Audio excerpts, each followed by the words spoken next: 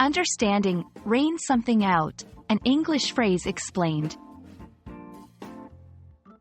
Hello, everyone. Today, we're diving into a very interesting and weather-related English phrase, rain something out.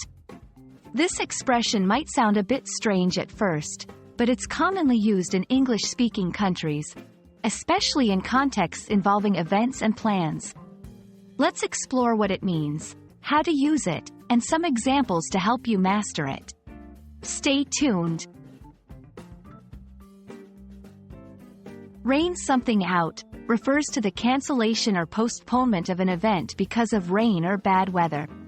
It emphasizes that the rain is the main reason why the event cannot proceed as planned. This phrase is often used for outdoor events such as sports games, picnics, concerts, or any other gathering that relies on good weather. When you use rain something out, you're typically talking about an event that was scheduled but had to be called off or delayed due to rain. It's a passive construction, and the event being cancelled or postponed is the subject of the sentence. Here are some examples. The baseball game was rained out yesterday.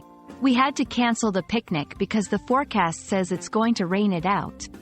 The concert in the park was rained out, so they rescheduled it for next week. Notice that you can use rained out as a past tense verb or rain it out in a future or present context, depending on the situation.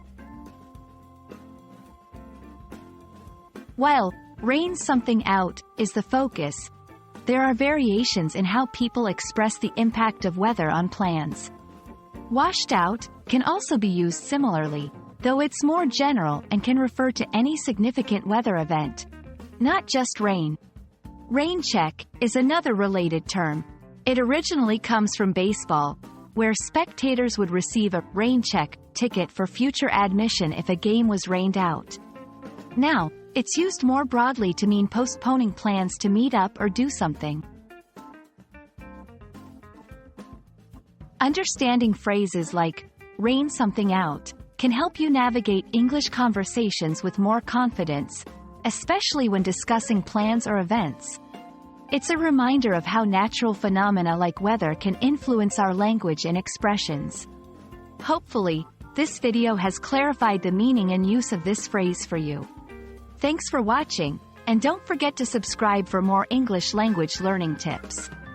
Stay dry out there.